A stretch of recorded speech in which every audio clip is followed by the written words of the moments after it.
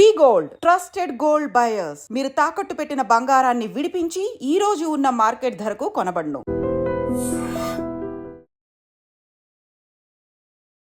Hi hello నమస్తే, welcome back to iDream media. ఈరోజు మనతో ఉన్నారు సర్టిఫైడ్ ఫైనాన్షియల్ ప్లానర్ అయిన మాధవిరెడ్డి గారు. మ్యామ్తో మాట్లాడదాం.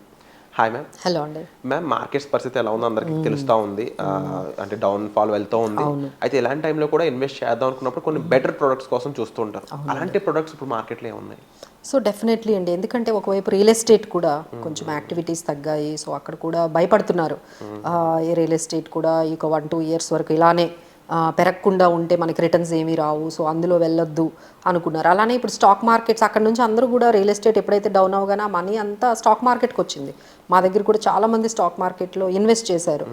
మేడం అక్కడ రిటర్న్స్ ఏమీ రావట్లేదు, మనీ అంతా బ్లాక్ అవుతుంది, కొన్నామంటే అమ్మడానికి ఎవరు రావట్లేదు, అమ్ముతూ ఉంటే ఎవరు బయర్స్ రావట్లేదు. So they are getting scared, అక్కడ మా మనీ స్టక్ అయిపోతుంది అని చెప్పి ఆ మనీ అంతా ఇక్కడికి తీసుకొచ్చారు. ఇప్పుడు ఇక్కడ ఏమైంది, ఇక్కడ మనీ అంతా కూడా మార్కెట్స్ అనేవి ఒక పాజ్ బటన్ లాగా ఒక దగ్గర స్టక్ అయిపోయి ఉన్నాయి.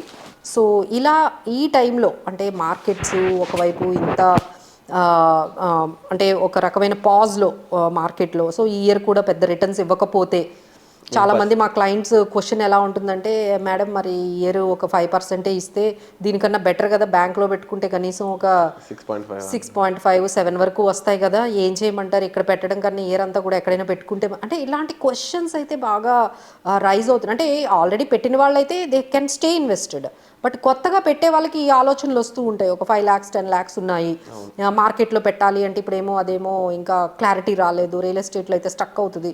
సో ఇలాంటప్పుడు is there any other possibility ఒక 1-2 ఇయర్స్ వరకు, లేకపోతే ఒక 4-5 ఇయర్స్ వరకు ఏమైనా మనకి స్టేబుల్గా కొంచెం రిస్క్ తక్కువగా ఉండి ఒక 10-11% వరకు రిటర్న్ ఇచ్చేస్తే. అంటే ఇప్పుడు వీళ్ళందరి నెక్స్ట్ ప్రోడక్ట్స్ అన్నిటిని ఎందుకు చూస్తున్నారు, they wanted more than bank interest.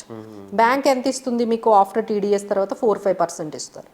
So ఈ 4-5% వాళ్ళకి నచ్చట్లేదు. అలానే రియల్ ఎస్టేటు ఇప్పుడు మనకి స్టాక్ మార్కెట్స్ కూడా కొంచెం పాజ్లో ఉన్నాయి.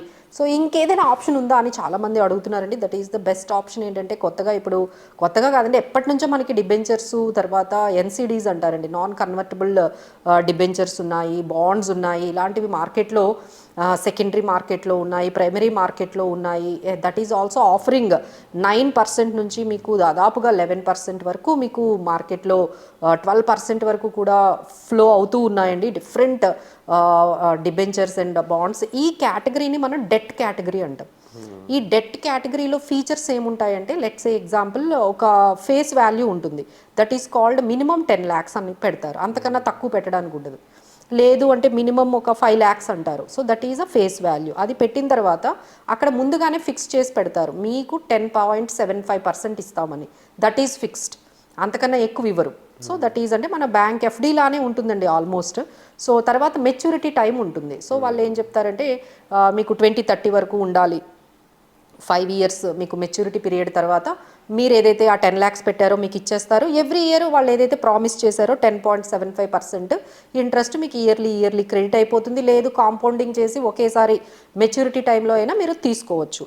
So these are the best options. ఎవరైతే మాకు stock market, real estate, bank FD ఇది కాకుండా ఇంకేదైనా చెప్పండి అనే వాళ్ళందరికీ కూడా these are all very good investments అండి. మీరు దాదాపుగా AAA మంచి రేటింగ్ ఉన్న బాండ్స్ని మీరు NCDsని మీరు సెలెక్ట్ చేసుకోవచ్చు. లేదు అంటే మేము కూడా హెల్ప్ చేస్తాము, మనం ఎంత అమౌంట్ అయినా ఇందులో పెట్టుకోవచ్చు. అలానే మీకు మంచి రిటర్న్ కూడా 10.75%, 11% కూడా ఉన్నాయి మీకు.